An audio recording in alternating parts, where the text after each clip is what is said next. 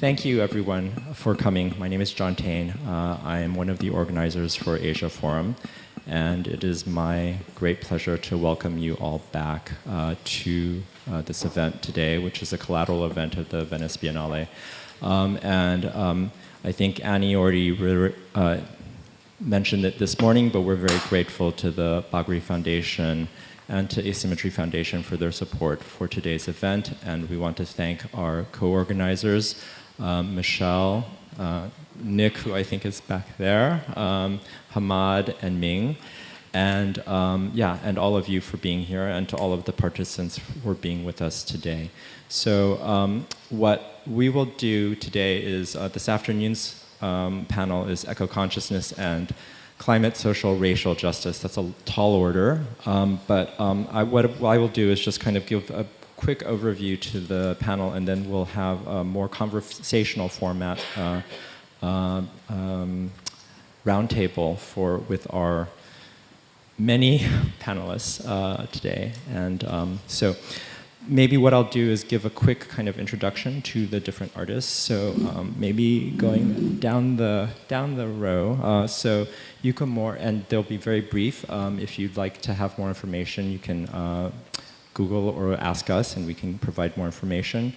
But Yuko Mori is to my left, and her project Compose is the Japan Pavilion at Venice Biennale this year, and very happy to have you here. Next to her is, Mark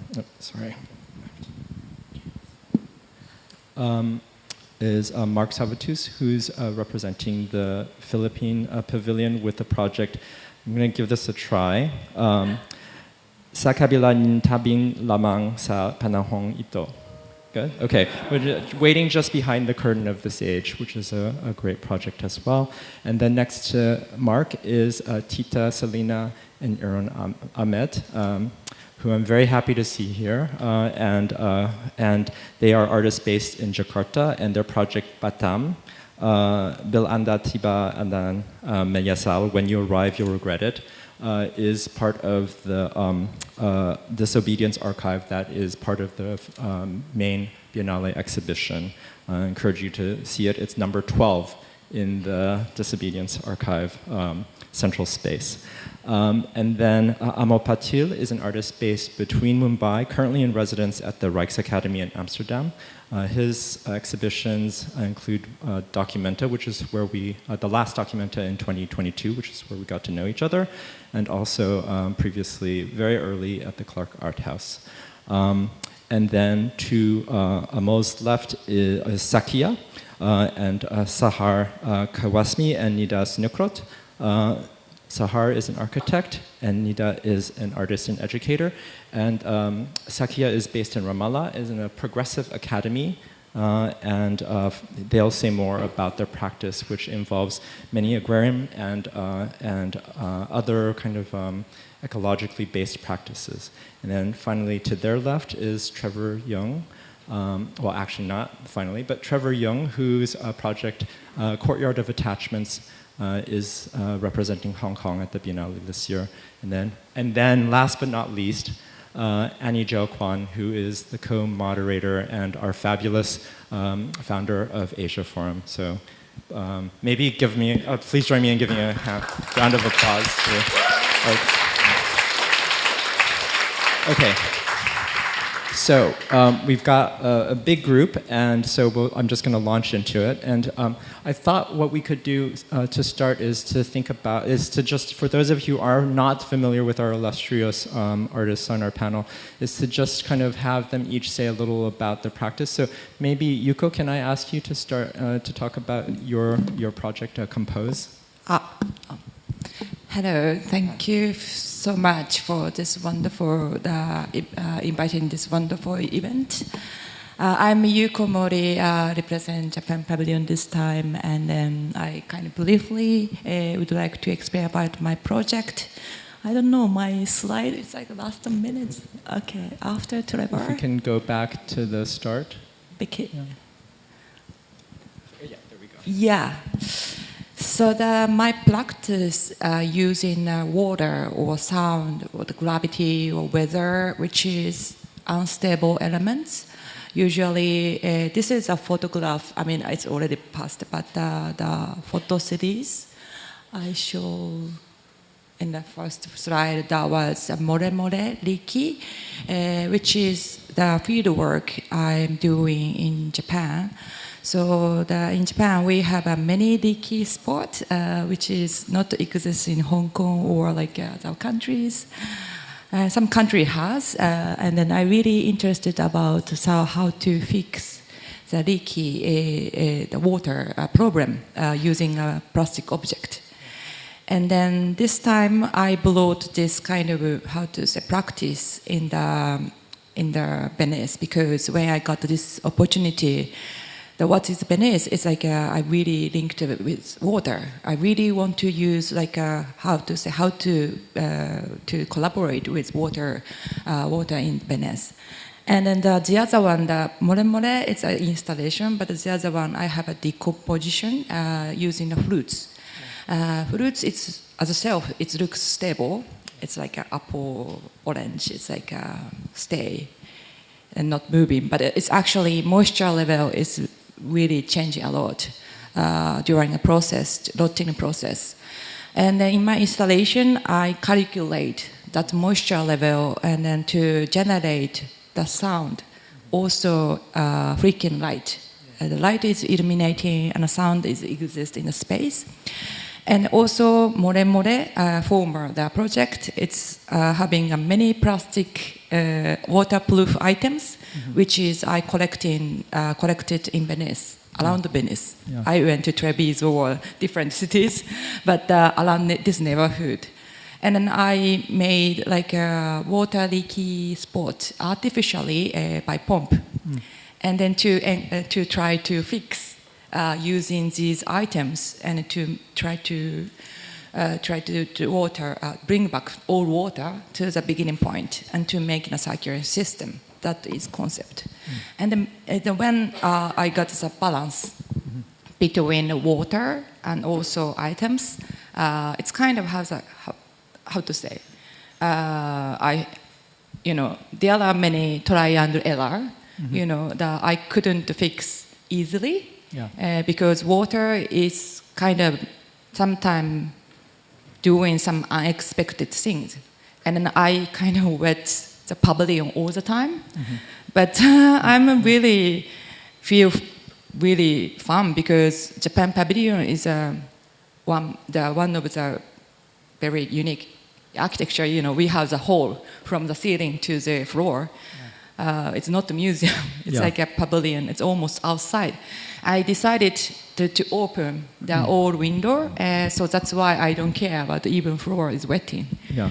So I stay 2 months in total, and then try to collect all items and also doing the practice, like using pavilion as a studio, and to making one by one.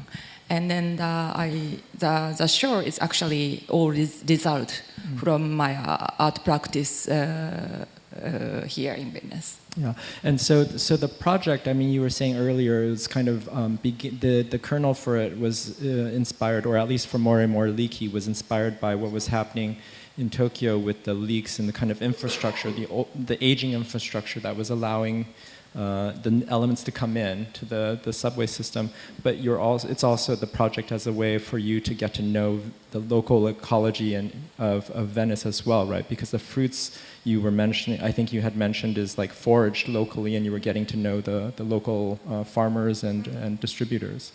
So one thing I want to mention about even not aging building is kind of even new station have leaky spots. This is a very important. Tokyo City just developed, especially until Olympic Games, that we renovated many stations, but we still have many leaky spots. The water is really, really kind of appear, unexpected way. Yeah. And then I asked the construction company person and why we couldn't find it, but this water is so difficult and also really complex. Yeah. It's simple things, but it's kind of, that I got many inspiration from this kind of the issue. And on the other hand, it's like what you say, talking about the fruits. Yeah, the forage, like you Forage, were, yeah. I mean, I'm really interested about how to make a circulation system through the pavilion itself. I kind of imagined the pavilion is like a one machine. All the materials coming to here and going to outside. Mm-hmm. And then so I visited the farm in Treviso, and then I learned about like a compost. Yeah. And also this one is like, of course everybody knows it's Garibaldi Street, has a many vegetable shop. I live in there, and then of course I purchased for my food first. Yeah. And then 2 weeks later, I start negotiating them. If you have any damaged fruits, can I purchase a cheaper way? Because I don't want to make the waste. I don't want to make it a waste a lot. So that they say during like a summertime, especially June until September, there are many rotting fruits it's happening on the street, and so they will give it to us for the project. And also the fruits is changing. Of course, it's a seasonable fruits. It's gonna appear. And then also after that, I mentioned about compost. Also, the Marco, who is a gardener, he works in Giardini to maintenance all trees. And then I talked with him, and also he's really have a many history about the trees in Venice. Yeah. They mentioned about he's also thinking about to make a compost in Giardini in the future. Yeah. They trim the tree every day, but there are no waste disposal place because we couldn't throw away the all waste in Venice. They need to bring back to the main country. That is huge, it's costly and also many things to do. Yeah. And simply he's thinking about to making a compost behind the Hungary pavilion in the future. And hopefully it's coming next year or this year, something. So my dream, after this exhibition, I would like to put all soil to the Giardini composto. Oh, that's my plan. So it stays and kind of fertilizes the future. Yeah, that's we still thinking and now negotiating with the Marco. Okay, great. So I know, water was an element. You were talking about how water is like a main thematic for your work. I know it's a motif that Trevor has been working with for the Hong Kong Pavilion. And Trevor, I was wondering if you could say a little about, the omnipresence of water throughout the pavilion and how you were thinking about that. Yes. Yes. When Yuko is talking about like the water is most of the main ingredients or material in my work is actually water, because I have like 73 fish tanks in my exhibition. So I'm sure that's a record. I don't think so. It's not a lot, but for Venice, the water. The amount of water is really a lot, but in particular, I think the whole exhibition is really coming from like the relationship with water itself, because like when I was invited to do this exhibition, I immediately found like the connection of me and in Hong Kong and also in Venice, and we are just the city that next to the sea. However, in Hong Kong we don't really interact with the sea as much as here. We both like have a lot of seafood like every day, and I think one of the things is like when we talk about ecology or like some kinds of urgent issue, a lot of people will feel a little bit like scared or they seems to be too complicated. However, for my personal viewpoint on that, it's always good to talk something personal and intimate. And pets is always the things that it kind of have a soft spot in our mind. We would not deny of the connection that have it, which is the closest way to the nature and also to animal.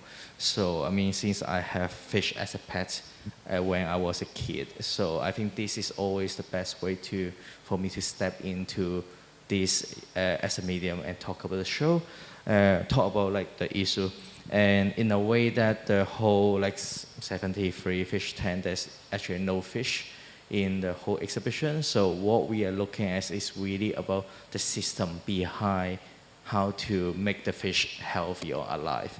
And so one of the work that you can see actually is the fountain, which is the once you get into the exhibition, which is in the courtyard, and that is a big fountain that inspired from my childhood memories, because my father used to run a seafood restaurant in mainland China, and I was like spending the time in the restaurant like once a month or like several weekends. So when a kid stay in a restaurant, you don't have anything to do but eat. Yes, I mean, I'm happy about that. But at the same time, like when you don't have anything to do, I was just sitting, because like for those Chinese seafood restaurants, they always have a seafood tank outside, and which you can see all the live seafood like swimming around. And I was sitting there like looking, and can spend the whole day there. And that is like, and at the same time, I think it's good and it's beautiful, but at the same time, I was not aware that actually those are the food that we're going to consume. Or and that, so, you thought they were pets, but they're really yeah, I mean, food. it does have like, oh, that is another story, but not about fish. So sometimes every, in the summer, I would go back to spend a longer time. Mm-hmm. So they have like the more like in the winter, sometimes they have like, you know, that kind of exotic food, which it also makes me feel like I cannot deal with that anymore. Like they have like rabbits or things, like something more crazier in them. And in that time, normally I have a rabbit like as a pet, but at the end, like, you don't know, after the summer end, they don't know what to do. They will put it in like those like cages that for consuming. So it's like a cage for food. So somehow, even though my grandparents like have the rabbits for me, and when I go back to Hong Kong, and afterward I go back to visit them, and they will perform a soup, and that is where my pets. And I mean, we are going to, but I mean, they didn't tell me, so I still drink that. So, but in a way that this is also when you were young, you don't know that much about that. But in a way that, apart from that, I developed the connection with pets and having fish. And like since I was a kid, like I have fish tank. I even didn't tell my parents that I put a little like fish tank behind my bed. But later on, I have more and more fish tanks. So in a way that to understand how to keep the fish alive, actually you have to learn a lot of like how the system works. Because if you have one system, like when you have aquarium, like they have the filters, they have the lights, they have like the nutrition. If one of the elements is not working, the fish will die very soon. So I think in a way that like I should not have pets, but once I have pets, I will try to keep them the best life. But in a way that fish is always for me to get away from the reality. But I think like now when I want to talk with something that is too like hard to tell, I go back to the way to use like aquarium to talk about that. And at the same time, so one of the fountain that you see is we finally get back to here, sorry. So one of the fountain that you see, we are doing that is we are extracting the water from the lagoon. So we got a paper that we can pump the water from the canal and directly to the fountain. And because one of the good things about the fish tank is they have the filter system. So basically we use the filter to filter the lagoon water, and from time to time we release the water back to the canal, which actually didn't do anything. But this is also a way of like, we are trying to kind of clean up, because at the end I need the water to run the fountain. So that's why they have a way of like running on that. And then you can see another fountain work. That is the rolling gold fountain. So this is like where we pump the water, but however, we found the urgency of like, from time to time, the toilet, the toilet of the exhibition space is next to where the canal is. So like when I was here for 1 whole month, so there are several times that the toilet is actually covered with water, and we cannot go to the toilet, so we have to go to somewhere to the toilet. So somehow that kind of urgency, you found that I was telling the team like, oh, maybe we should wait for the flooding up till high, then we don't have to fold the pump like next to the canal, then we can get the water faster. And one of the little things among the show is we found out that because in Hong Kong, the water is a soft water from the tap, so we don't have that much mineral in here. However, here, basically in Europe, they are using hard water from the tap. So when, there's also a reason that why Hong Kong people have that much of like aquarium, like fish hobbyless culture, because our water actually is very good for having tropical fish. However, here when we put the water in the aquarium after 3 days, there's like a layers of mineral sinking at the bottom. And you can find there's two pictures. Actually, the first one, I took it in Hong Kong, which the bottom of the fish tank is a mirror that you can see the reflection. But the second one, which you also can see now in the exhibition, they have a layers of mats, and people think that the bottom is white color, but actually it's the mineral accumulating in there.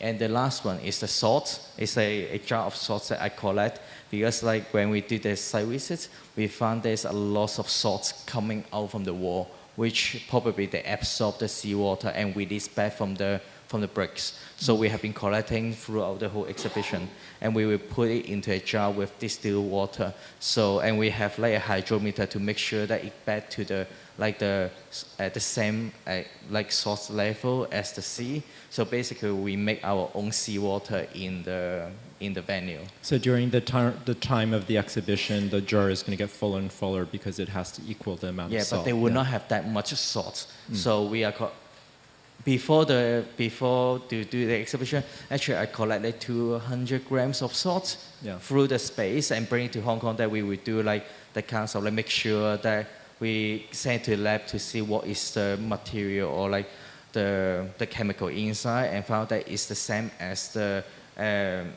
table salt, like sodium chloride. Okay, interesting. Thanks, Trevor. So I think that, you know, what your project, I think, really does is it opens up, you know, the space of art to the city and to the larger systems. And one of the things that struck me was when you were saying that, you know, the fish are they're in a very fragile and delicate system, but that made me think that, you know, like we as city dwellers, or most of us as city dwellers, we're also very dependent on systems for keeping us, you know, alive and healthy and well. And I was wondering, you know, this made me think about some of the work that Tita and Irwan, that you've been doing in terms of thinking about, you know, the systems, the larger ecology that, you know, you as city dwellers in Jakarta have been living with, but also documenting the kind of the degradation and kind of the risks that you're subject to. And I was wondering if you could say a little about, you know, both, if you want, Batam, but also your work more generally and kind of its relationship to themes of ecology. Oh, thank you. Yeah, we saw our work, part of the Disobedience Archives by Marcos Cotini. I would like to answer more romantic answer, because actually that video is dedicated to Tita. So my attempt to penetrate Singapore border, who highly control. Batam is the closest island to Singapore. Yeah, Singapore. Yeah. So exactly in her birthday, I managed to penetrate that border and drink the Singapore water. And the taste is very sweet. However, that location actually one of the highest or dense choke point in Southeast Asia. So every year, approximately around 80,000 ships pass to the very narrow strait. So, I mean, the length of the Malacca Strait, it's about 700 kilometers, but the narrowest area is around 2.8 kilometers. So, and mostly this transport a lot of a container, but the second commodity is a tanker for distribute on oil, especially to supply to Japan and to other East Asia. So this project actually, it's about the research how I can attempt this border without permission from Indonesia to Singapore. We discovered 8 ways how to penetrate, including burning my hair during the forest fire. So, and then the haze after 6 hours reached from Sumatra to Singapore.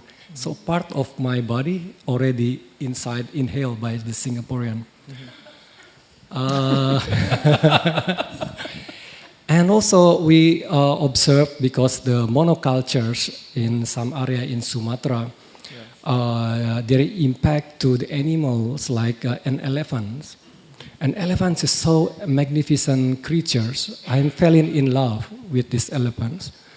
I wish an elephant could swim the sea, so I learned how to ride an elephant. The idea is to crossing the Malacca Strait riding an elephant, and appears at the Universal Studios. So I looks like more epic princess from the Sumatra entering Singapore. So, I mean, this kind of fiction interweaving with the geopolitical situation in that area, because in the matter of fact, geographic location, Malacca Straits, it's located in between two strategic oceans, Indian Ocean and Pacific Ocean. That's why one even happen something in the South China Sea will be immediately trigger some high political tensions in between the country surroundings. So, but the purpose, I mean, this is kind of back to the history of after the Cold War, during the New Order era, when the government tried to build a new kind of industrial city from the empty island. Not empty, it belongs to the Orang Laut, which means sea, people from the sea. Also, they exist in the sea tribe exists in some part of Philippines as well, Mindanao. Yeah. So, but they push away. They kind of domesticated, put to the land, and change, become a land people, and with the very big supported centralized system from Jakarta, that island turning into like trying to compete with the global players. But after a few decades, it's turning into dystopian. Because there is two big things what I observe right now. I hope not only in Indonesia, but in Southeast Asia. First is injustice, and the second is impunity. So from my journey, we discover many kind of humanities and also historical related to the situation in that area. For example, I try to understand how the sea pirates work to hijack the tanker oil. So the only pirates exist outside Somalia, it was in Strait of Malacca. And they work collectively, collaboratively, perfect, better than artists doing together. So I don't know if that's like a good measure for. With a lot of fight, but I mean, well, the income as a pirate is bigger than artists, so they can get more, let's say $5,000 US per operation. Yeah, I would like to talk a bit about our project in Jakarta that also relates to water. Yeah, I mean, yeah, maybe all of you know that we will have the capital will be moved to other islands in Kalimantan. It's called Nusantara, and then the government might be just left behind the suffering of this very old city, almost 500 years old. Well, actually, yeah, this project, we call it a pilgrimage to the north, or Ziarah Utara in Bahasa. Somehow, I would like to recall, like myself, because the mindset about Jakarta had a coast on the north side. Somehow, it's not really how to say, like, it's not really realized for many people, especially like Jakarta or like big cities, because whenever we said like we have a coast in Jakarta, like, or like big cities in Jakarta, we automatically reflected to like Bali or other islands in the east part of Jakarta. That of course like more beautiful, more clean air, but just like less than 30 kilometers we could see sea. So one of the reasons that we do these annual walking performance projects every year, not only documenting everything that we see and we meet, but we also yeah, discuss with the traditional fishermen, and also gated community that also lived by the sea coast. I feel like I need to pick up on some of these. Singapore has been mentioned a couple of times, and I think firstly going back to you, Trevor, like the fish tank is so evocative, and immediately when I walked in, I felt like I was brought back to my childhood. I don't know if anyone who has grown up in Singapore knows that every time you go to a doctor's office, or a dentist, the waiting room has a fish tank. And as a child, quite often I'll be waiting in the waiting room and looking at the fish, and somehow inevitably you find comparisons with yourself and the fish, like why am I in this room, what have I done wrong, and all that, right? And also, interestingly, the principal's office also has a fish tank, but I won't tell you why I went to the principal's office. But it made me think so much about the structures and systems, as you said, that exist, perpetrated by various systems, whether it's the medical system, the school system, the nation system, right? And then what allows us to exist within them, but what are the possibilities of mobility through those systems, right? And it's the leaking, it's the water that refuses to be held, and we're thinking about that, right? Even in Tita, in your work about walking, and your work also thinking about the rising waters in northern Jakarta, right? And I do love that image of you riding into Singapore on an elephant. Like, please tell me when. I want to come and be a part of that. I'll be like, yeah, let's break the border open with that. There's so many other issues that we could talk about I guess, intra-regional issues, right, between nation states, and already the hierarchies with regards to the border and visa, and also export and import of various materials, and certainly export and import of sand from the coast is an ongoing issue in the region, right?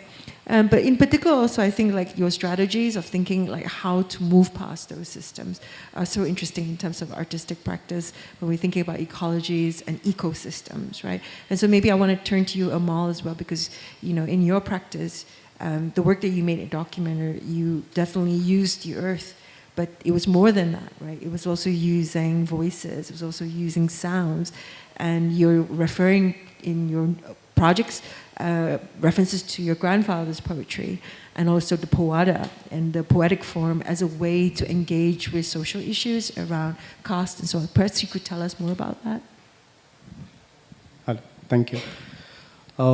I think for the whole project, when I decided for the document to exhibit the whole idea about, is poada, I think is first art form I realized too, because my grandfather used to perform this poada singer. So actually I decided to how I can use his poetry, because it's really time period of before independent. And then we thought idea to how we can, because there are still a lot of young group, they're still using this art form at poada. And so we decided to how we can collaborate and rewrite the whole new poada to collaborate with my grandfather poetries. And then we rewrite all these poetas, almost 4 songs we written. And thus we had to idea to how we can play around the whole space also. And as you see that stage, basically, of course, it's look like land, but that's kind of location from Konkan, the outside from places to Bombay to Castle, basically to map routes. I always call it a stage, because where this having places also moving to Bombay because of this all small job. To labor societies where they're living, and the whole idea about how they're living there before and now how they're again to going away from the city, basically to the government moving them to outside of city to Mahul area where there is a lot of really polluted area is because of the industrial area, and a lot of the water also polluted, and they're having a lot of difficulties to live there. So his whole conversation to how I'm using that land also to conversation to moving towards to different cities, different places. And I call always as a stage, because everyone, we are working on this whole idea about to remaking poetry, remaking theater script also to talk about. There's a future conversation where we are always trying to figure out to know, we know nothing will be changed, but at least we try to figure out to own way to where we want to go actually. So that kind of, that stage is also to know that actor is not performing on the stage, actor is performing inside of the stage to know floating, the breathing, is kind of more conversation. And as you see, my installation also look like a more still image. And when you go closely, there are minor moving, movements. And these are kind of more, meditative body senses to talk about more, breathe, touch, and living, surviving on the places also. I mean, I love that idea that this, as you say, that there's kind of a stage and there's a performativity of it. And the performativity allows us to ask those questions and put forward and propose solutions or other alternatives. And that very conversing itself, in a way, it's almost pre-enactment of the enactment, but allows us to rehearse, right? And I just want to pick that up as well, because Mark, you also talked a lot about rehearsals in your work. And could you tell us more about that as well, and in relation to the mountain as well? Yeah, thank you. Hearing from the different stories also, when I was small, my grandfather is also a poet and historian, local historian in my hometown. And I always see many clippings, writings, everything, but I don't know about that when I was small. So it's just now that I'm relearning about these small histories and even songs that he wrote. And one of the stories that he made was a future that is coming to happen. So it's connected to the idea of the mountain, as there's a hermit in the mountain and a golden bull, and they're waiting for something to happen. And this is very abstract story that I want to maybe extend, because he's already dead for a long time. But I like the idea of having this residue or the materials that he left, and as an artist, I gather as rather than make, is gathering as a form of assemblage, like idea of bringing people together also. And I thought of creating museo ng Banahaw. Banahaw is the mountain, the holy mountain in my hometown, and the mountain also was a place for a small revolution against the Spaniards. And the title for the Philippine Pavilion for this is Sa kabila ng tabing ng panahong ito. It means just behind the curtain of this age. So Hermano Pule is a local person from Lucban, my hometown, and he wanted to be a priest. But the Spaniards don't want natives to be priests. So I'm interested on how he smuggle himself to this idea of the colonizer. So it's not like he wants to resist, but he wants to make something sneaky. So I like this idea of sneakiness to maybe resist. So he thought of the Catholicism as part of his strategy. So I like this idea of not also too much of revolt, but to go beyond or go under, go below. So this idea of the pavilion talks about that, like confusion, so no direction. Because he said, the Hermano Pule said, if you want freedom, it's just behind the curtain. So we don't know if it's there. So it's just waiting to happen. So it's like a rehearsal, it's like a practice, and the idea of music also involves a lot of practicing. And the mountain itself was the witness of this small revolution. And Hermano Pule was not known much around, all over the Philippines. So I'm also interested on how this national representation as a pavilion, because he's not known. It's just very local, vernacular. And in some historical context, Jose Rizal was inspired by him. So I thought of this small concept into maybe a bigger picture, but not necessarily creating a narrative historically, but maybe art can make something. So the complexity of this presentation. I mean, that's incredibly moving, like just to hear about the act of remembering, you know, drawing on a story from a grandfather or your grandfather's poetry. It's also the romanticness, you know, romanticism of music, of love, you know, wanting to make something, which makes it sound so, makes me feel so hopeful in the fact that you're executing your practice and thinking of that way, like, and it's not about always just aiming for scale, but also what do you do in this moment? What are we making in this moment that's different? But also in that small gesture of the moment, you know, there is the mountain as well. There's another topology that's being signaled to. And that's really exciting and expansive and profound. And, you know, and I'm still trying to wrap my head around that in how we can articulate the small and, you know, telescopically to then the planetary and the world itself in this idea that we're talking today, a world of many worlds, right? So thank you for that. And I also wonder then maybe we could ask Nida and Saha from Sakya if you could tell us a little bit more about your work, because I know that you've been working with the land, and then in that way also you've been also opening up other possibilities of thinking about the cosmology in relation to that land. Maybe if we can pass the microphone over. Thank you. Yeah, I'm moved by everything I'm hearing about water, so I need to acknowledge the amazing work of everyone here and the importance of water to our struggle and our work. Sakya, indeed, is a word that comes from a three-letter root, as all Arabic words do, and it refers to the person who pours at a poetry reading to lubricate, to an irrigation wheel, to canal systems, to the stem of a mushroom, and to a social or sharecropping contract.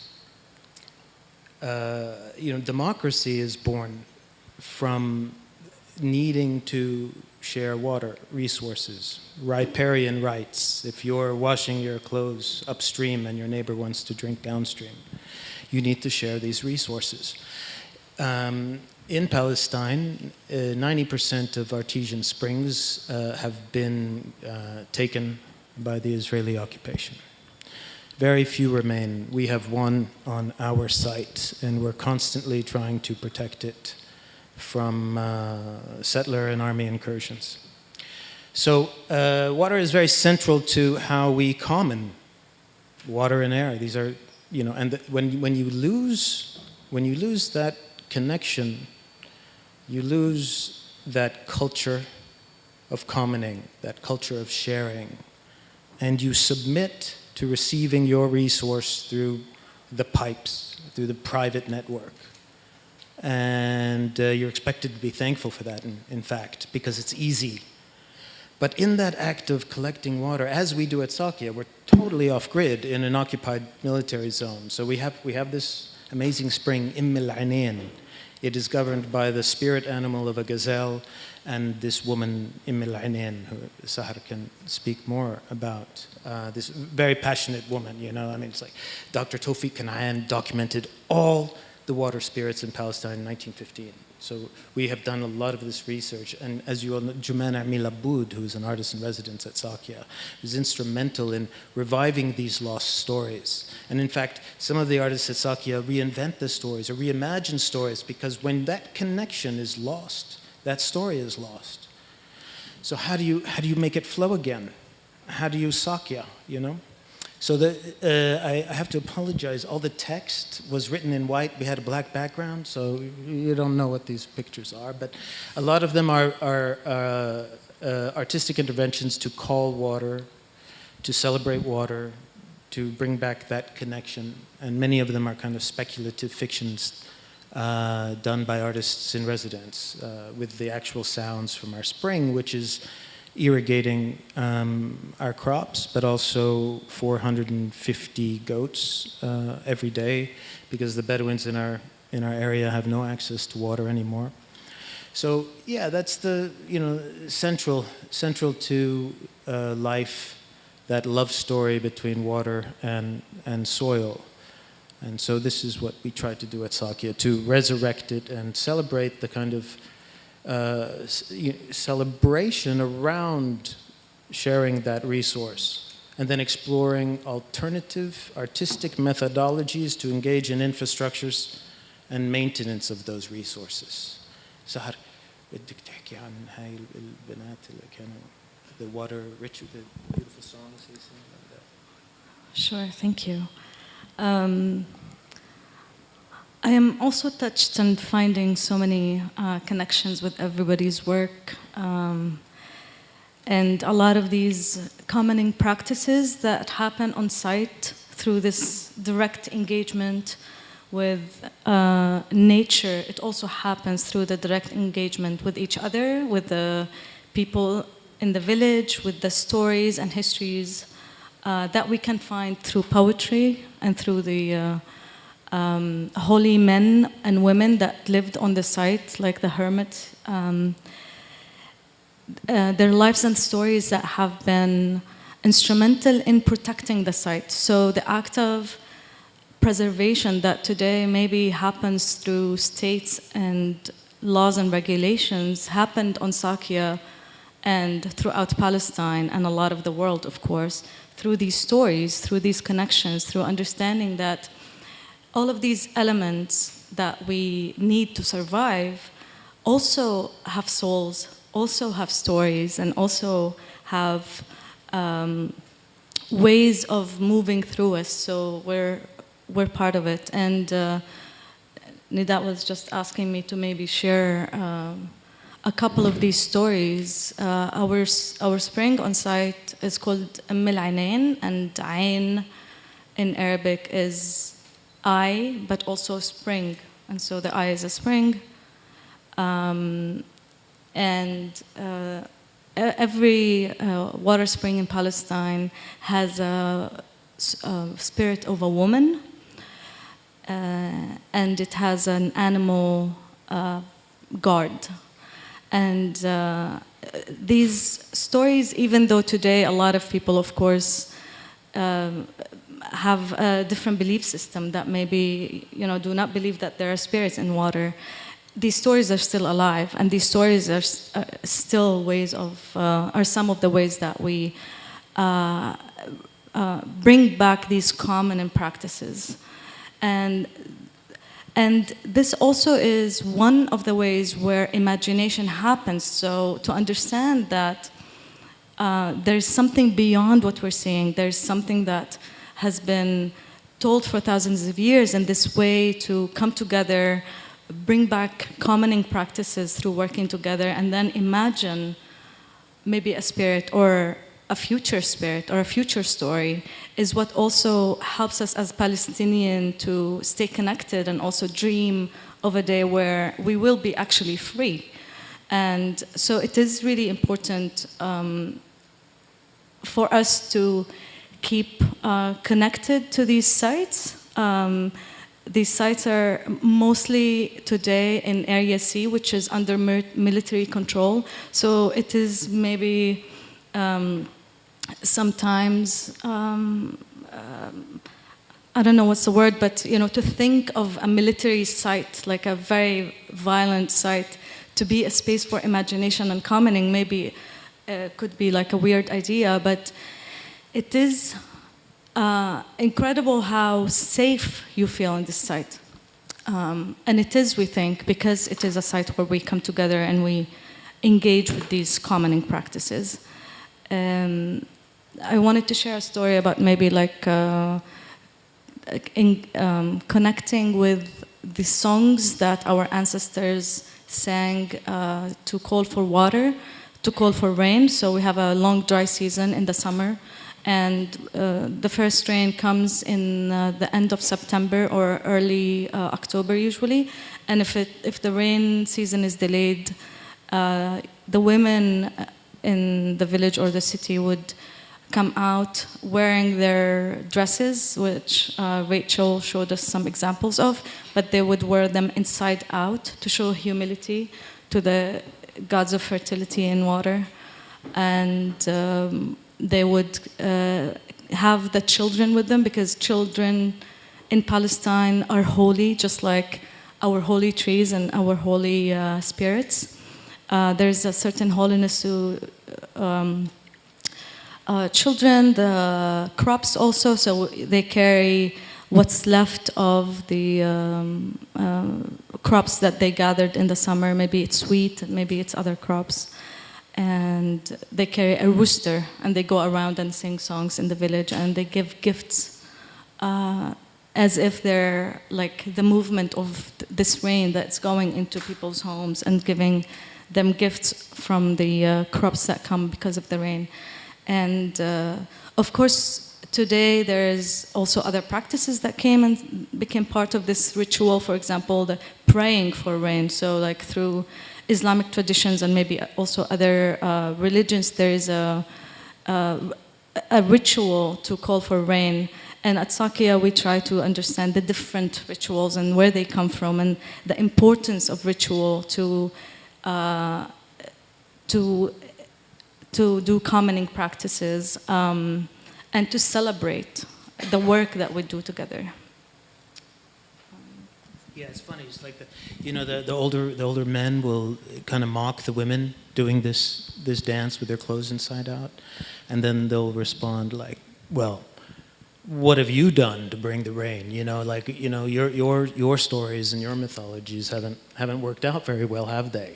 So it's amazing to see, despite the hardship, this practice continues. And of course, separating yourself from that ritual, we would walk, right? So we have these rituals. You walk between wells. Of course, now it's illegal to gather water. It's illegal to gather rainwater in our rainwater wells, right? You can't do that. The Israeli army, in fact, the water company, the Central Water Company, is a wing of the army. It's called Mekarot. So, being separated from a common, from water, is a war crime, and we see that happening all too starkly. So it's yeah. I'll leave it at that. I don't know what to say. Well, yeah, I think that was. Thank you, Sahar and Nida, for that. I think one of the things that I'm hearing from you is reminding me of one of the central kind of motivations for establishing Asia Forum, and we were talking about what Asia Forum could do. I think we were very much the co-organizers. We were very much in agreement that it shouldn't be about Asia, and it really is not kind of a regional studies program, but really thinking about urgent problems and issues that are facing the world from Asian perspectives. And I think one of the things that you remind us very poignantly is that what we think of as ecology is a very there's a kind of a origin for it that has a tendency to kind of think about nature as being unspoiled and this thing that's out there, and humans are on this side of that divide. And what you're reminding us is that there are other ecologies and other ways of thinking about the human relationship to nature, where humans are not separated from nature but have been living with nature and as part of nature going back very far in history. I think this is something that I think what Amol is also evoking, and Mark and Tita and Irwan. I think this idea that there's an extended history that goes back, right? And so if ecologies has a different kind of understanding from the perspectives of Asia, it's not just because of the urgency of the situation, because climate crisis is going to disproportionately affect Asia, different parts of Asia, both through the depletion of water and through the rise in temperature, but also because I think there are very different conceptions of the relationship between the human and the more than human worlds. And so that was a very kind of clear reminder of that. Annie, did you want to add something, or? I was just going to say that's really profound. I think it really makes us rethink our relations to ecology, of the land, but also the question of commons, right? Like what kind of commons? And it's also interesting, earlier we heard, I think it was Erwan who mentioned pirates, right? And how, because the systems that we were observing are so under control of big corporation, and so on, that we have to find other ways to common. And I think there was a word about smuggling, sneaking, the covert, as other agencies. And of course, I think about Pirates of the Enlightenment, right? Like freedom through making other commons, other communities. But I guess I'm also going back to, I think, a story that you shared over Zoom, actually, about how there are a couple of trees that were very old nearby where you work. And because they've been around far longer than our very brief lives, the trees themselves have witnessed so much. And of course, we know that if we were to cut a tree, we can see the rings. It becomes almost a living archive of time beyond our short spans of life. But because they're so revered, the trees themselves become these incredible markers, right? And therefore, people know not to destroy the land around the tree and to treat that land with respect. And, coming from various urban environments where things get pulled down and, built up very ruthlessly and quickly, there is that to really think about. But I was also really moved by Robert Zhao and the Singapore Pavilion recently, because we did a visit, and he also told this story about forests, because sometimes also in the scientific world, we tend to really over-valorize the untouched forest, right? As if all secondary forest is just a secondary forest, so it doesn't matter if we pull them down because they were not virgin forests in the first place. But he was saying that actually even secondary forests have a way of growing and creating their own mini ecologies, and nature finds its way to adapt. And then they've become these wonderful interstitial spaces between urban environments that have themselves really dense layers of meaning. And these little forests, that you can find in Singapore, which is a place that's completely, overbuilt up and so on, whole relics of deep history, going back to World War II, but also more recent histories, more archives of recent turnover of soil and so on. So I'm just thinking a way of it's very hopeful in thinking about that perhaps even when land has been devastated, there are other ways to renew our relationship to land. And then the places where we still have these markers give us some hope about how we can reform that relationship. And you were talking about a project that you have. Is it the Water Witness project, like the sculptural form that you were thinking that was inspired by this idea of awe? Yeah, can you tell us a bit more about that?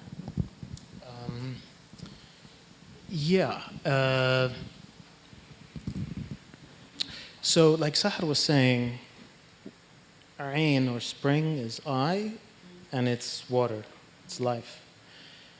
So I think, water witnesses us. It witnesses our destructive nature, But the idea of witness is a very powerful one that I think cuts against a kind of authoritarianism.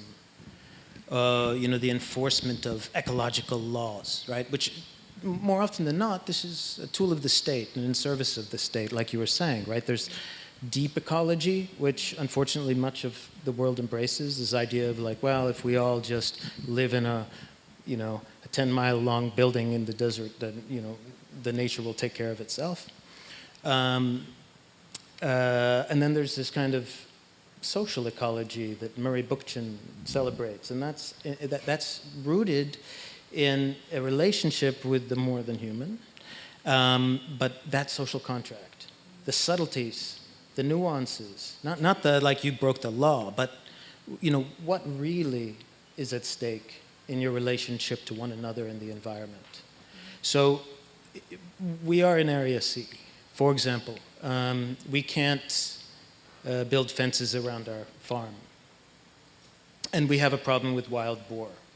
So we're not allowed to have scarecrows because scarecrows look like, they scare the Israeli army.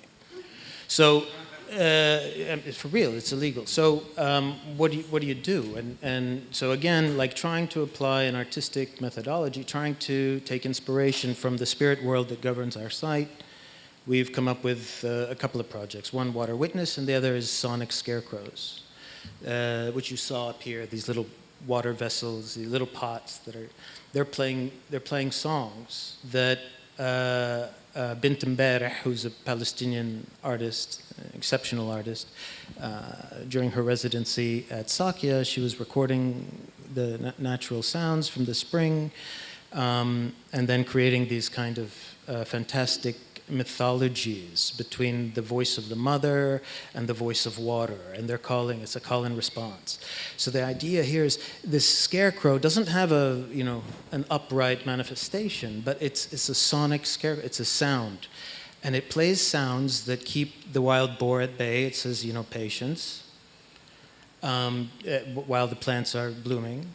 And then after you've harvested, it welcomes the boar to till the land for you. So again, the idea of enclosures and comment and this black and white legality is much more nuanced through an acoustic embrace of ecology, through the sounds that kind of govern the space. These are the spirit, the jinn, the sounds of the spirits. And that's why Sakya is green and everything around it has been deforested.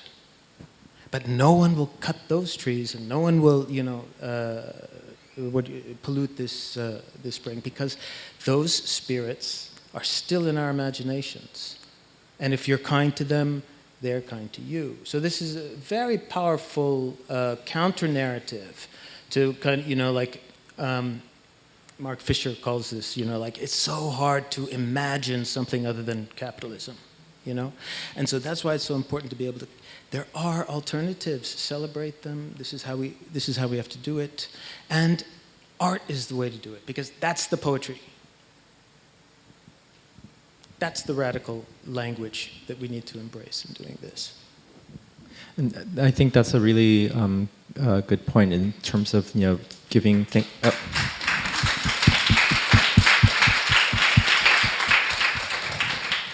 Thank you for that. I think one of the things that what you were saying made me think of is the way in which the cosmologies, or the kind of like thinking about the poetry or the art that nature invokes in us is actually a kind of a response to nature itself, right, and to our local environment. And one of Annie earlier was talking about the way that nature comes back into the city in Singapore in Robert's project through these the return of nature, right? But it's a way of kind of demonstrating that nature is not just a backdrop, is not just a context in which human history takes place, right? And this is something that, Mark, I think your project is trying to foreground by, through the presence of the mountain, the kind of the simulacra of the mountains, the stage versions of the mountains in the pavilion. And I was wondering if you could say more, because you were saying earlier about the colonial history and the way that there was maybe infiltration by indigenous, right, in terms of thinking about joining the priesthood. But I was wondering if you could say more about how maybe the more than human world has a way of kind of acting, on that history that you were evoking in the colonial period. Yeah, it's interesting also that the revolt of the indigenous, like the local people, during the Spanish colonization, they don't use tools like guns or anything. They use amulets. So, and the belief that anything can happen. So it's kind of like believing the spirits that the other world is helping them. And in a way, the mountain become that image. It's not anymore the background, but it's within themselves, because the amulets are inside their bodies or attached to their bodies. And I think it's interesting also that people follow that through this preaching and by walking. It's not like the idea of suppression or forced. Because the idea of walking also is as a form of of looking for the light, as Hermano Pulet, the preacher, told to his followers. So the idea of congregation also is an interesting aspect of how the revolution, small revolution happened, that it continue until now. So, but they're not in the low-lying areas of the country. They still live in the mountain. So it's interesting that the mountain become the life force, and even the Communist Party of the Philippines hide in the mountain. So looking at this, the mountain become their safe ground, and they don't want to be connected to like us, to the people. So they have another world that they believe that something will happen, even the second coming of Christ, the revolution that will happen. So this is interesting because my grandfather make it into different poetries. So it's not direct. It's more, I think, the idea of circulation. Instead of protecting the mountain, it becomes the song.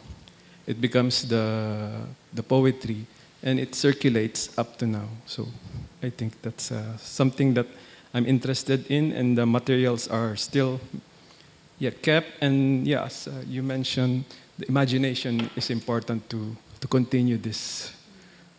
Yeah, like echoing my grandfather's text to something else. Thank you. You want to go? Okay. Okay. Yeah, thank you for that. I think that this question of it's interesting because this panel has as its starting point ecologies, but I think what comes up is the way that ecologies really are another way for us to think about our relationship, not just to nature, but also with each other, with people, right? And so ultimately the imbrication of the social and the ecological is, I think, one of the things that maybe is, for me, kind of one of the really salient alternative ways of imagining ecologies is the way that, to think about the human relationship to nature is also to think about the way that those relationships have been informed or shaped by human relationships within interhuman relationships. So whether it's colonialism or other forms of power relationships that have really impacted our access, our ability to engage with nature and to be part of nature as well. I'm a little conscious of time, and I'm wondering if maybe, maybe one last question from us, and then we can open it up to the audience. So, one thing that I wanted to ask each of you, because I think your practices engage with the elements and with the environment in different ways, and I was wondering if, given that all of you evoke, the questions of ecology or in the environment in your practice, how you would hope that what you do impacts the way that we think about ecologies more generally. Is there something that you hope that viewers of your work kind of take as a lesson in terms of how they relate to nature? I know that's a big question. Sorry. I think for my practice, because actually all of my work is very indirect, but at the same time I think it's also fit into my personality of the way that I try to connect with audiences or the people. Is there's a lot of happening everywhere, and at the same time somehow we don't really share the same context, but we share the same feeling and also emotion. So in particular for this exhibition that I'm now doing here, because it's a body of work of water, and this is also when people seeing we always say that when we look at the fish, we are not looking at the fish, we look at ourselves. We look at ourselves projecting ourselves into the fish, and as a fish tank without the fish, but with the mirror that we look at ourselves. I think this is also a way of it's not telling you a very strong message in a way that you think about what is the message that you want to talk to yourself and receive by it. It's just a chance for people to reflect how they are actually facing the problems or how they are. I don't think my work is to solve problems, but maybe take out the problems. I mean, I also take out lots of problems within myself, and I think this is also the good things for the audience to experience. Maybe I answered you. I'm really kind of interested about all stories. It's kind of really rich moment. Also, unfortunately, I didn't see any artwork yet, but it's really kind of many inspiration I got. Really looking forward to see the whole project. And then I got many beautiful sentences today, like the words like rehearsal. I really like this kind of sentence too. I mean, it reminds me the practice. It's kind of our practice is try to reach something else, but I don't think we can reach in a goal once. You know, we fail sometime. And then I think rehearsal or trial and error is really key. We kind of, when we encounter some issue, that we try to some practices, like a small, like a way, like a try, or like a rehearsal. And then we accept the fail, you know, and then try to update. And also, this is kind of very important progress. Again, I also, my art is kind of solve all issues, but it's kind of, my attitude is like to making many different, so small like details to show my result. It's still kind of will be fail again, but it's, we can do, that we can continue the practice to the future.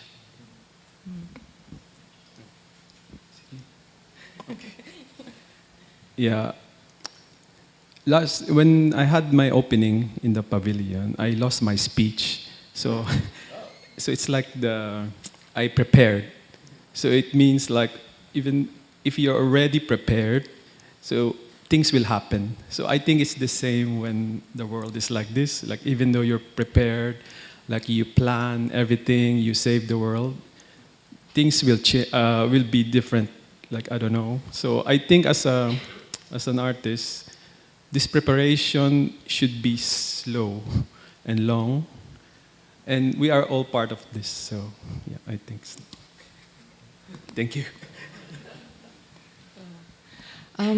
Yeah, so in Indonesia, so one in 5 people doesn't believe about the climate change.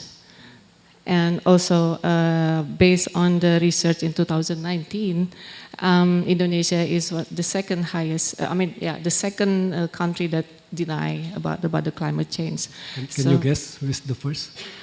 Yeah, I said Saudi Arabia. That's the first rank, and Indonesia is the second. So I guess, yeah, I think I'm gonna be a bit skeptical about what art can do and then how the human can do, because yeah, we both of us, we are the product of the generations that are constantly destroying the land, destroying our lands and our sea and also our forests. But not only the environment, but we're also destroying the humanity. So, yeah, you want to?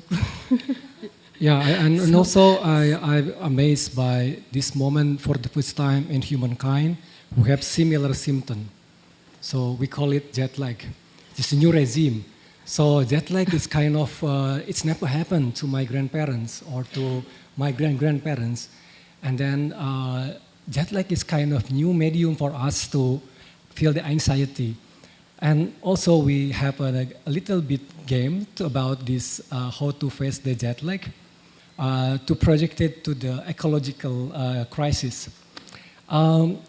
Early April, recently, there was a case of ecological damage by the corruption in a small island close to Sumatra. The name of the island is Bangka, which means funka, it's come from Sanskrit, mean tin. So it's already mining since 17th centuries. Yeah, so I think it's going to be one of the highest case of corruptions, talking about the ecological loss that might happen. So it's going to be cost, wait, I have to, it's so huge. This is our game, to kill the jet lag. So, yeah, so it will be around 16, so the ecological loss cost 16 billion US dollar. So, so in that number, so this is the game start. So when we came here to Venice, so we also have a research a bit, and then for the Venice Biennale, roughly it needs like 19 million US dollar. I might be wrong. Please correct me if I'm wrong. So with this ecological cost, for Indonesia Pavilion in 2018, it spends almost 500,000 US dollar. So with that cost, with this ecological cost, so Indonesian Pavilion can have more than 32,000 times pavilion in 65,000 years. That's imaginable, unimaginable. So that's with that finding. That's also somehow it interested us because it's coincide with the ancestry line of Archimor's family tree for Australian Pavilion is also lasts for 65,000 years. There is one person from Indonesian embassy. Please be kind to us. It's over there. Hi, Hannah.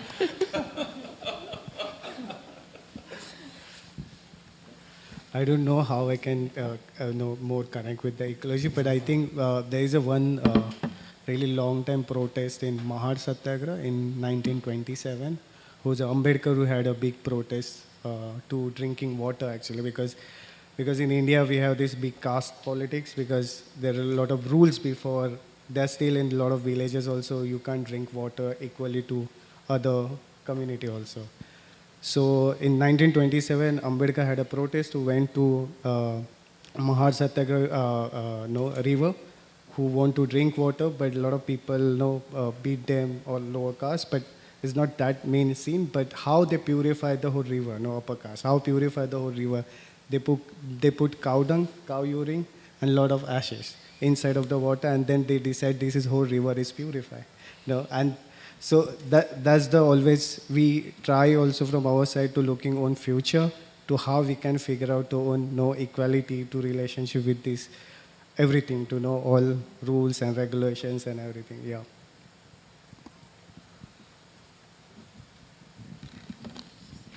Thanks. I think if we had to one thing would be, there are no sustainable technologies without sustainable methodologies. And I think that's the common denominator, that, we can't buy our way out of this. I think that's a really good point, yeah. I think this reminds me of what Sandra said this morning, right? That resistance and therefore revolution is a process, right?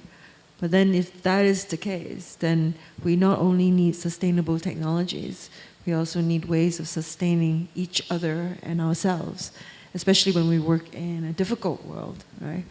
And I guess even thinking back to Karen Barad, whom I mentioned this morning, who looks at the impact of nuclear pollution and how that changes the way we think about time, because the nuclear atom, will keep dividing itself and keep staying, and actually will extend beyond 27,000 years, which is way before, beyond my imagination. So I'm trying to see, you're trying to find the moments of hope, right? Like the moments of hope and pleasure and togetherness. And I also then think back about Vida's beautiful poem that she read earlier today. Like, find the people that you love, find the art that you love, Yeah, I think that's staying with me through this conversation. Yeah. And maybe we'll share the love at this point and ask if there are any questions. And I already see one hand. And any other questions? But okay, so I'm going to bring the mic over to you. Thank you so much. My question is for Amal, but I think it kind of extends out to everyone. You spoke very eloquently about class and access with respect to the environment, but I wondered if you could talk maybe a bit more about class and there being a sort of double marginalization when it comes to responsibility also for environmental solutions effectively. I think there is kind of a lot of working places also where always in my practice there always I talk about a lot of is sanitized workers and meal workers. A lot of there are a lot of meal workers having protests, but their meals are not working. And there are a lot of sanitized workers who's working on areas that are not allowed space to they can clean. There is no proper equipment they can use and actually using this. Then again, where they're living before, I said before, the government shifting them to different places. There are a lot of industrial big areas, so it's not allowed to stay anyone, but they are shifting them to they can live there. And it's kind of more how, I think I feel always that relationship, how human become animal. That relation always they're pushing them and treating them as they are animals basically. So, and they're having a lot of different kind of skin disease, and still they're fighting, they're still doing protests because at least the future they can breathe better air. So that's, I think I will feel always to in my practice to how using these slogans, to using poetry.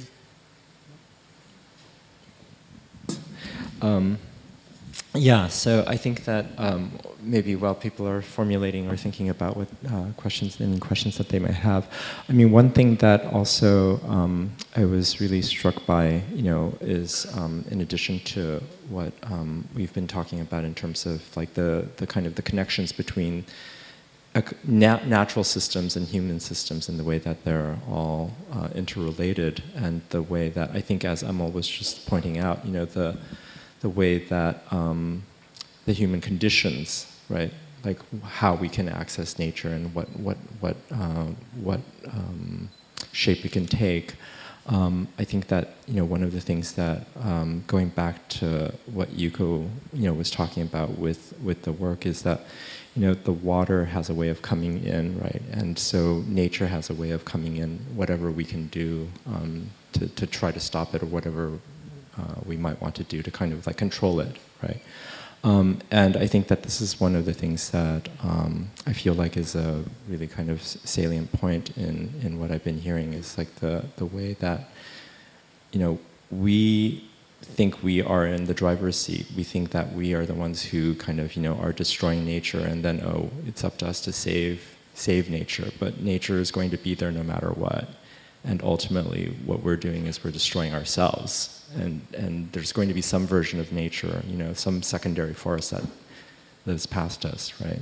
And I think that, maybe that's not necessarily a hopeful message, but that's like, the idea that nature will continue regardless of us, right? Like, I think is in some ways interesting. Yeah. Can you say your name and then your question? Okay. Hi, firstly, thank you very much for an amazing discussion. There's actually a lot going on, so maybe I'll approach it from my own perspective of working as an archivist. And I think there's a lot of the range of knowledge systems as a kind of a foundational idea, where the conversation between systems actually is something that is very interesting to me, so maybe I'll position it from that perspective. That when one is thinking about systems and one is kind of also engaging with systems, often thinking about systems as the other, but there's also a certain complicity of ourselves within those systems. and that entanglement. And I think water as a framework really encapsulates that very well. And one thing that really struck me, and maybe I can talk about, is thinking about the statement that you made about if you want freedom, it's just behind the curtain. And right now, Mark, when you talked about sustainable technologies, no sustainable technologies without sustainable ecologies or mythologies, I wasn't sure, but both work for me. Just thinking that for the technocrat or a technocratic understanding of freedom is the freedom to create new markets. And so the idea of even these very powerful ideas of freedom or systemic entanglement, about community building, these are also in a way appropriated by certain systemic forces. So how could we counter them? How can we kind of create alternatives that actually are perhaps equally organized in the way that they reach all of us? And how can we kind of talk about these kind of ideas with a certain sense of commoning that actually works beyond the translocal? Because also it seems that it's not enough, that it's not sustainable just to be translocal, but we need to kind of create these affinities, right? So I know it's a lot, but maybe could you talk about that? Okay, so let's maybe take one more question up here. It's not a question actually, it's more of a comment. It's because like the more you are into the art world, the more you see these conversations. Firstly, thank you so much, but the later you realize is that there is always this very interesting Eurocentric Platonic idea of nature-culture divide that always exists in such questions and such formats. So I was just wondering that how does this actually work? Because culture, nature, and the producers of culture are also part of nature. So really thinking of those notions, and also notion of time, because understanding that time-based forms of agitations, resistance, or things are not only human-oriented, they have always been in different forms and formats. So how can we also understand time as a methodology? Time not only going back to our own forms of human narratives or storytelling, but time as a methodology that also develops solidarity. Because I think we are at a point of history where solidarity is sympathy is a much more common thing than that of having solidarity. Because solidarity causes something, it costs something, your skin is on the game. So I was just wondering about this notion of time and this notion of, nature and culture divide, how do we look at it, even though that's a very classic one. Okay, so some simple questions to answer. Does anyone want to pick up on that? Do you guys want to pick up on that question or comment? Time invented in Germany, and the start to capitalize our life. Really simple answer.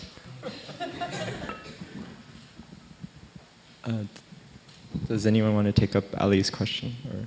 I can't remember what there was. So there was the translocal, and then the question. Yeah. So look, when Sahar and I got together, right? Sahar is an architect, he's an artist, and we wanted to try to answer this question: like, why has art and agriculture been separated? They used to not be separated. How come they've been enclosed? Oh, well, this is part of the loss of the commons, right? Put it in the museum. What happens if the farm and the museum were one? The site of food production and the site of cultural production came back together. What would that mean? Who would be empowered? How would that affect our social relationships? All these questions are what we're trying to explore. And there's something. The other aspect, there's like the idea of shifting climates now. Means those zones of knowledge are also shifting. So we're well versed in how do you how do you have sustainable methodologies and technologies or solutions around climate zone 4 and 5. But as we move to climate zone 1 and 2, where does that knowledge come from? So the translocal, Cindy Katz's idea, I think becomes really important there. So that sharing thing needs to happen, for sure. And we see that kind of solidarity. And then I think relationship to time is certainly fundamental. And, you know, one of the assignments I give my students is to combine a Geneva mechanism that you find in every camera, clock, and gun that regulates time. It is the standard of time, the way the shipping container is the standard of space in contemporary, you know, capitalism. So how do you take a Geneva mechanism, the clock, and combine it with a toilet? That's the exercise. And what they came up with was, you know, was up here. It's a plan for a metabolic toilet or a metabolic clock that rotates. Every time you sit on the seat and open the door, the seat shifts 1 degree. And you have this panoramic cinematic view of the landscape to make a connection between you and the environment. And it's a dry toilet. So it's a Reverend Moule toilet that went out of practice when plumbing became privatized. You know, we used to get paid for our shit because it was very valuable fertilizer. And now we pay for it to be taken away. So those ideas, I think, are also very fundamental. You know, those are the stories. How do you really address these things from a metabolic relationship to soil? Human excrement is the #1 source of nitrogen on the planet, and we don't use it. We use the byproduct of weapons manufacturing to create fertilizers for the GMO seeds. You know, all of this kind of like insane, you know, separation of ourselves from our natural rhythms. I also wanted to speak maybe a little bit about practices that come from colonial capitalist systems that control our lives just like they control the infrastructures. For example, classification systems, archival systems, and a lot of these systems that produce knowledge. So where is knowledge even coming from? Like what's considered scientific and what's not. And for example, in Palestine, a lot of plants during the British Mandate were deemed illegal, like they're wild plants, but they were considered bad for the environment because they were not good when you planted one crop, like for mono agriculture. And so they were attacked by chemicals. And so when you look at these plants, these same plants, you would find incredible uses for them in Palestinian culture, for medicine, for food, and for the soil health and other things. And so that is really important to reconsider where your information knowledge comes from and what you're using to collect and gather and share this information. Another thing is even the archive. I heard this incredible story the other day from a friend who's a Sufi singer who does not allow his students to read or to write the songs that he teaches them. They're only allowed to listen and repeat. Because the moment you write it down, then you don't go through the effort to memorize it. And then when you read it and you play the song, then you're using your eyes, which is using a different part of your brain. It's not engaging emotionally with the song. You're not feeling, you don't understand what it means to sing a Sufi song. You're reading, so you're, like, it's scientific, you know, it's using the, and so it's, that's another thing, like when we archive or when we classify or when we produce knowledge, to reconsider our relationship to all these oppressive systems that we reproduce without even maybe thinking about it. Yeah. I know there's not much time, but I just wanted to say also there, so we call it in our program rewilding pedagogy. So reinventing, reclaiming different ways of learning and teaching and engaging with knowledge.